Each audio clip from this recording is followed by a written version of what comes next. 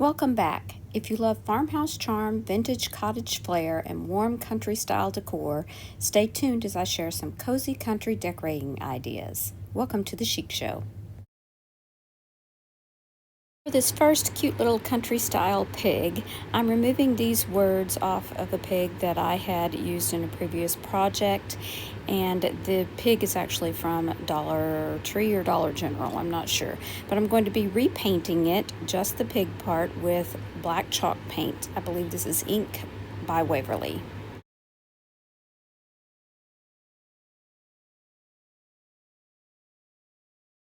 Now I'm going to be adding some bigger features. I took this small wood round and I cut off the area that you see there, and then I'm using these two little teardrop wood pieces as well.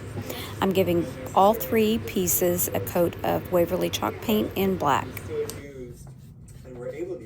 I'm going to be painting one small wood circle in pink.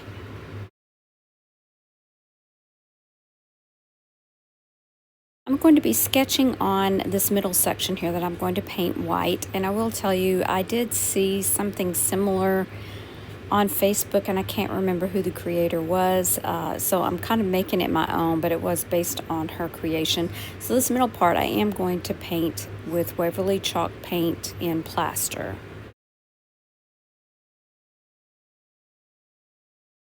I'm going to go back to the smaller wood pieces, and I'm going to use my finger sander and sand around the edges.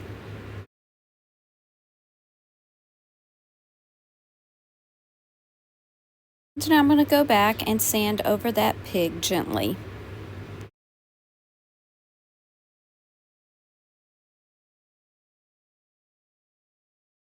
I can add his features, so I'm going to add his head, his snout, and his ears. And using some Gorilla Glue, I will glue these pieces together.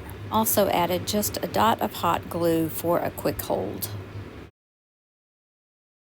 Before I glue the head on this country little pig, I'm going to accent the edges with a white ink pad. You could also use a small brush for this, and that's exactly what I did for all the little nooks and crannies. It's time to add his head to his body, and he will transform from a regular pig to a very cute country pig. For the white part in the center, I am going to be stamping on the word oink using my IOD Apothecary stamps. And I did place my little sander under the pig because with that stand on the bottom, I was afraid I wouldn't get it straight or even. Just a few more embellishments for this little pig. He does need some eyes, and he does need some little nostrils on his snout, so we'll add those with some paint markers. This little star is from a plastic Christmas garland that I had, and I just cut it off the garland, and I'm painting it with some of DIY's liquid patina iron paint. And I'm going to put one coat on there and let it dry, and then I'm going to apply a second coat and spray it with some of the liquid patina spray in green, and it will give it a really rusty look. Now I'm also using some of this jute twine curled up to add to his tail.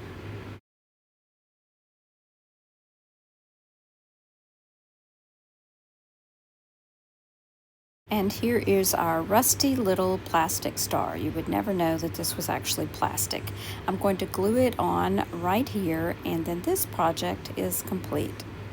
I think this would have been a really cute project to use milk paint with as well, with all the crackling, so I may try that again sometime.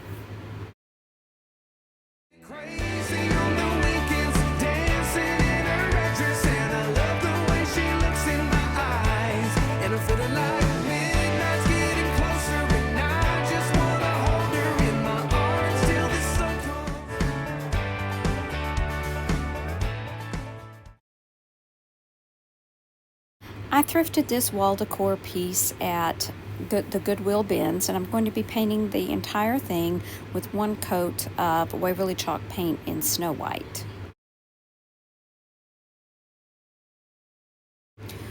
Once it's completely dry, I'm going to seal it in with DIY's Big Top. Whole process was unnecessary because what I really needed was a black background first. So the transfer I'm going to be using is black, but I want to do a wax technique on the black paint so that the white paint that I paint over it will not stick to that wax and it will give it an aged rustic look. So here I'm going over that black paint with just a regular candle, just all over the piece, and then I will give it a coat of white chalk paint. I'm just using an old chip brush and I'm just kind of dry brushing onto the top. I don't want it to be a perfectly painted surface. The paint is still wet. I'm going to be using this scraper tool and I'm just going to scrape back that paint, and it should pull off wherever there's candle wax. If you have trouble with this, or if your paint is already dry, you can always use a hot gun, a heat gun, and blow on top of it to kind of loosen that wax, melt that wax, and then you can do the same process. This gives it that vintage cottage flair and that farmhouse charm. I'm going to be using this transfer from IOD's rub-on transfer book called Brocante. Now all the words won't fit on here, so I'm cutting the pieces that I want so that I can fit them exactly the way I want on the piece. Once I get them placed where I want them, I'm just going to peel away that backing paper, place them down, and rub them on.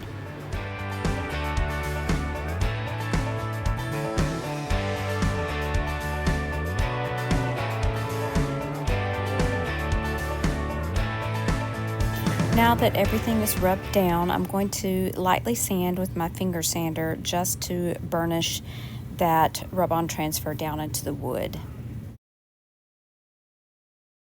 I used my craft knife to remove any of the transfer that was in the little cracks and crevices. And off camera, I did seal this entire piece with a coat of Big Top by DIY.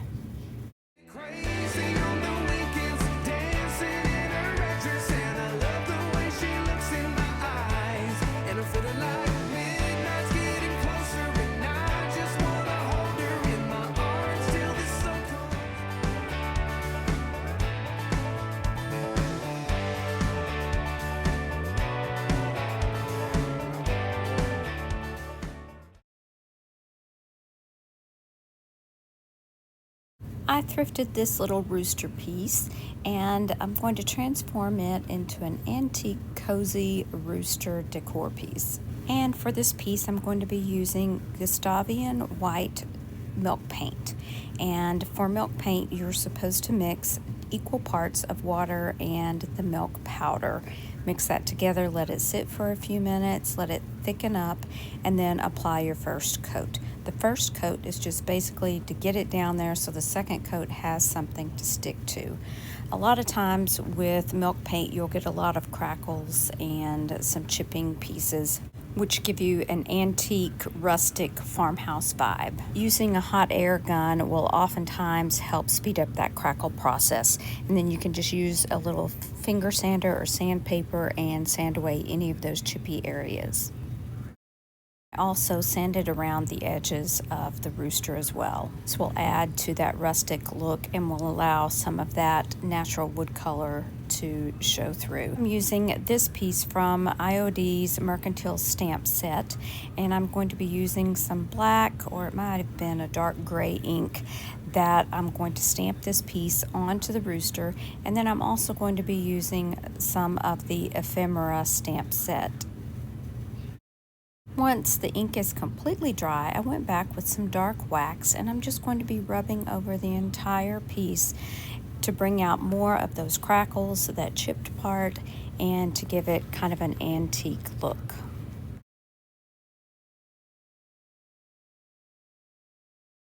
I wanted to add an eye for this rooster, so I used a teeny tiny white button.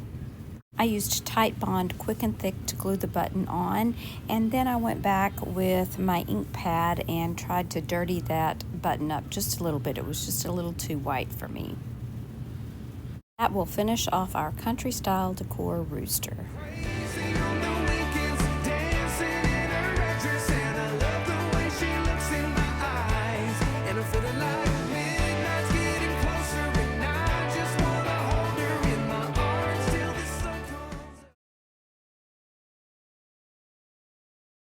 I thrifted some coasters quite a while ago, and I had given them a coat of white chalk paint, or actually it was probably plaster by Waverly, and then I never did anything with them. So I'm going to go back, and this time I'm using Dixie Belle buttercream, and I'm using that little sponge brush to dab on that paint so that there won't be any brush strokes. For these coasters, I'm going to be using a couple of the stamps from IOD's Antiquities stamp set. Once I had stamped both coasters, I decided they were a little bit too plain, so I went back with one of IOD's textured stamps. I'm not sure what the name of it is, and I stamped around each of these designs. I kind of second guessed myself after I did it, but let me know what you think down in the comments. Then I took an ink pad in a dark gray and I just rubbed that along the edges. And I gave them 3 coats of dishwasher safe Mod Podge. Let me know what you think about these little rustic coasters.